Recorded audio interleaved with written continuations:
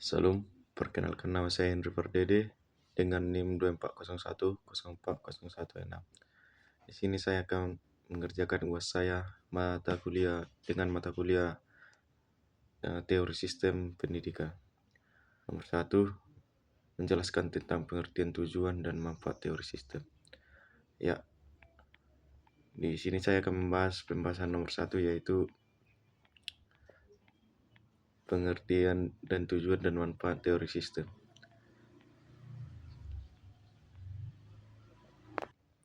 Teori sistem adalah sebuah kerangka berpikir yang memandang dunia, organisasi, atau fenomena lainnya sebagai suatu kesatuan yang utuh dan kompleks yang terdiri dari bagi-bagi yang saling berhubungan dan bergantung satu sama lain.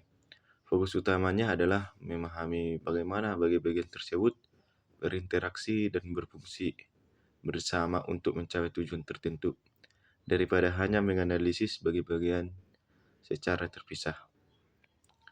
Pengertian teori sistem yaitu menurut para ahli, sistem diartikan sebagai jaringan kerja dari prosedur-prosedur yang saling berhubungan, berkumpul bersama untuk melakukan suatu kegiatan atau menyelesaikan sasaran tertentu, suatu seri atau rangkaian bagi-bagian yang mempengaruhi keseluruhannya. Susunan elemen yang kompleks yang berkaitan dengan suatu keseluruhan, misalnya suatu negara atau organisasi. Tujuan teori sistem ini yaitu untuk mencapai sasaran spesifik, seperti setiap sistem pasti memiliki tujuan. Jika suatu sistem tidak memiliki sasaran atau operasinya tidak akan berguna. Sasaran ini menentukan masukan yang dibutuhkan dan keluaran yang dihasilkan.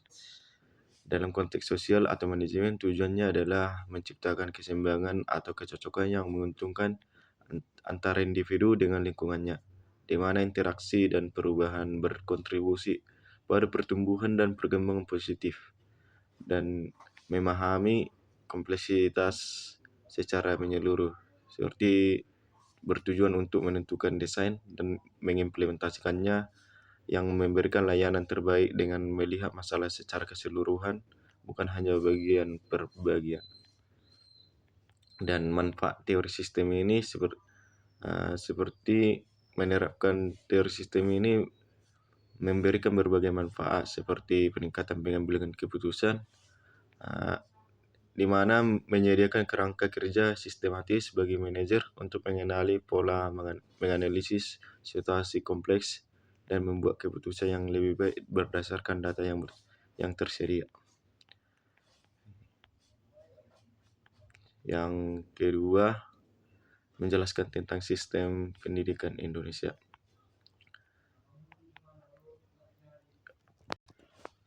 Ya, di mana kita ketahui pengertian sistem pendidikan nasional ini adalah suatu kesatuan yang terdiri dari komponen-komponen seperti tujuan, peserta didik, pendidik, kurikulum, metode, sarana, dan biaya yang semuanya berinteraksi dalam satu proses untuk mencapai tujuan pendidikan. Di mana tujuan sistem pendidikan nasional ini adalah untuk mengembangkan potensi peserta didik agar menjadi manusia yang beriman dan bertakwa kepada Tuhan Yang Maha Esa, berakat mulia, sehat, berilmu, cakap, kreatif, mandiri, dan menjadi warga negara yang demokratis serta bertanggung jawab. Tujuan ini mencakup usaha mencerdaskan kehidupan bangsa secara menyeluruh, di mana manfaat dari sistem pendidikan ini yaitu menerapkan sistem yang efektif, memberikan berbagai manfaat signifikan bagi individu, masyarakat, dan negara, dan meningkatkan kualitas hidup seperti memberikan pendidikan, membantu membangun karakter, kepribadian, dan memaksimalkan potensi serta bakat seseorang yang mengarah pada kualitas hidup yang lebih baik. Yang selanjutnya meningkatkan pertumbuhan ekonomi, di mana masyarakat dengan tingkat pendidikan yang lebih tinggi cenderung memiliki ekonomi yang lebih kuat dan daya saing bangsa meningkat. Dan pengetahuan teknologi, sistem pendidikan yang baik mendorong perkembangan inovasi dan adaptasi terhadap kemajuan global. Pembentukan warga negara yang bertanggung jawab, seperti membentuk sikap dan nilai-nilai individu, menciptakan warga negara yang sadar akan hak dan kewajiban mereka dalam masyarakat yang demokratis dan bertanggung jawab. Yang pembahasan yang ketiga yaitu menjelaskan tentang jenis-jenis teori sistem dalam pendidikan. Yang jenis yang pertama yaitu teori sistem matematika, di mana konsep teori sistem matematika ini yaitu sistem dapat dijelaskan melalui hubungan antara variabel yang diwaktu oleh persamaan matematis, yang diwakili oleh persamaan matematis. Pendekatan ini membantu memahami proses dan output sistem secara kuantitatif. Ya, contoh bidang penerapannya seperti biologi, kesehatan, pendidikan, ekonomi, dan teknik. Implementasi yang kita dapat dari sistem matematika ini yaitu mendesain model pembelajaran adaptif dengan variabel masukan atau metode, media, dan keluaran atau output atau hasil belajar. Yang kedua, mengembangkan sistem evaluasi berbasis data. Yang ketiga, memahami kehubungan antara komponen sistem sekolah seperti guru, siswa, kurikulum, dan lingkungan belajar. Sistem yang kedua yaitu teori sistem sosial, di mana teori sistem sosial adalah kerangka analitis yang mempelajari masyarakat sebagai susunan elemen yang kompleks, di mana individu atau kelompok dan lembaga saling berinteraksi dan bergantung satu sama lain untuk membentuk suatu kesatuan yang koheren dan berfungsi. Implementasi teori sistem sosial ini terhadap pendidikan seperti mengibaratkan lembaga sekolah sebagai masyarakat kecil atau suatu sistem sosial yang otonom namun tetap berkaitan dengan sistem sosial yang lebih besar seperti keluarga dan masyarakat. Implementasinya, sekolah sebagai sistem terstruktur, sekolah dipandang sebagai organisasi formal dengan struktur peran dan status yang jelas. Setiap peran memiliki tugas dan tanggung jawab yang terikat oleh norma dan aturan sekolah untuk mencapai tujuan pendidikan. Teori yang ketiga yaitu teori sibernetik, di mana teori sistem sibernetik ini adalah studi tentang komunikasi dan kontrol dalam sistem apapun, baik itu mesin, organisme hidup, atau organisasi dengan fokus utama pada mekanisme umpan balik atau feedbacknya.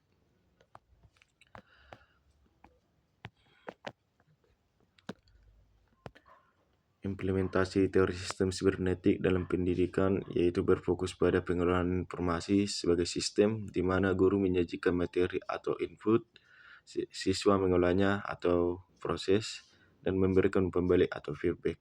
Untuk menilai pemahaman, mendorong pembelajaran aktif dan mandiri berbasis teknologi digital seperti Zoom, Google Meet, dan Classroom, serta mengasah berbagai cara berpikir agar siswa mampu menyesuaikan diri dengan informasi baru dan mencapai tujuan belajar secara efektif.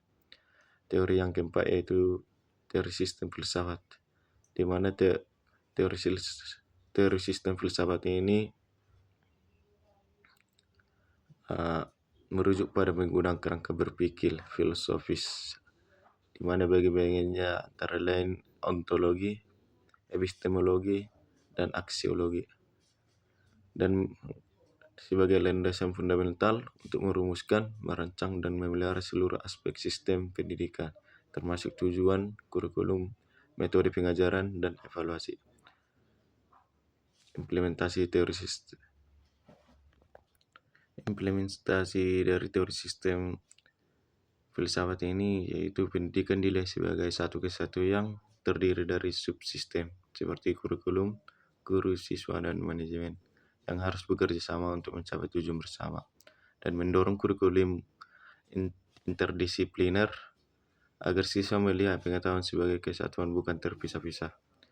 Dan sekolah harus adaptif, data evaluasi digunakan untuk terus-menerus memperbaiki dan menyesuaikan proses internal agar tetap aktif. Yang kelima yaitu teori sistem bioekologi, di mana teori sistem bioekologi ini menjelaskan perkembangan manusia sebagai interaksi kompleks antara individu, dan 5 sistem lingkungan yang saling berkaitan, di mana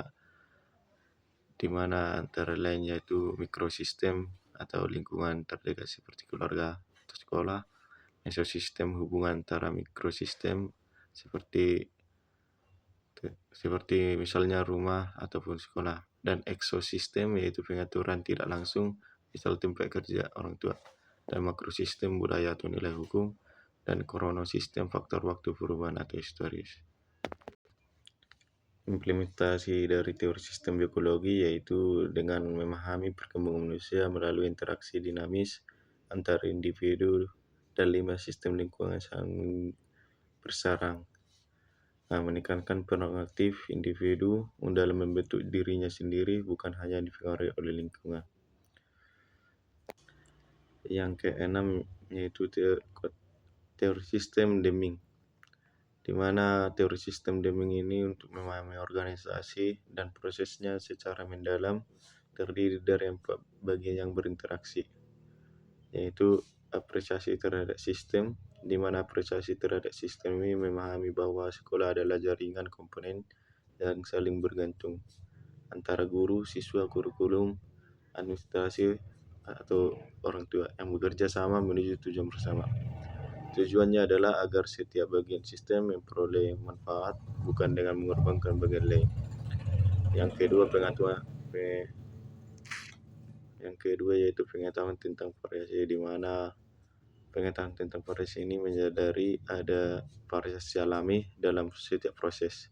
Misalnya perbedaan nilai ujian siswa, waktu yang dibutuhkan untuk menyelesaikan tugas.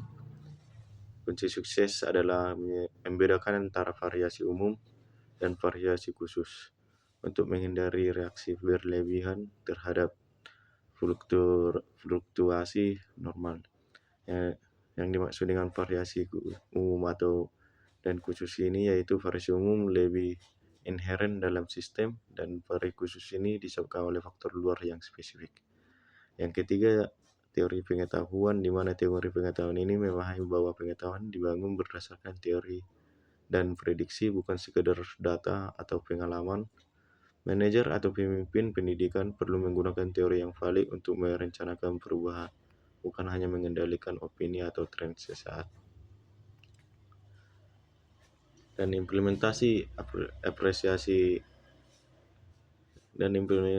dari teori sistem Deming ini yaitu berfokus pada perbaikan proses sistematik. Jika nilai siswa menurun, sekolah tidak langsung menyalahkan guru atau siswa, tetapi menganalisis seluruh sistem seperti kurikulum, metode pengajar, sumber daya, dan dukungan orang tua. Dan menggunakan data secara bijak, menggunakan kontrol statistik untuk memahami kinerja siswa secara agregat, bukan hanya berfokus pada nilai rata-rata kelas. Ini diambil dari implementasi pengetahuan tentang variasi, di mana pengetahuan tentang variasi ini bagian dari sistem Deming.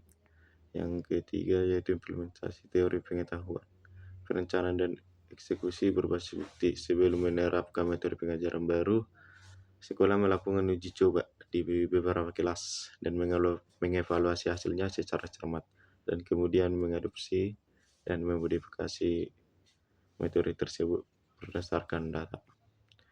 Demikian yang hasil pembahasan saya ucapkan terima kasih.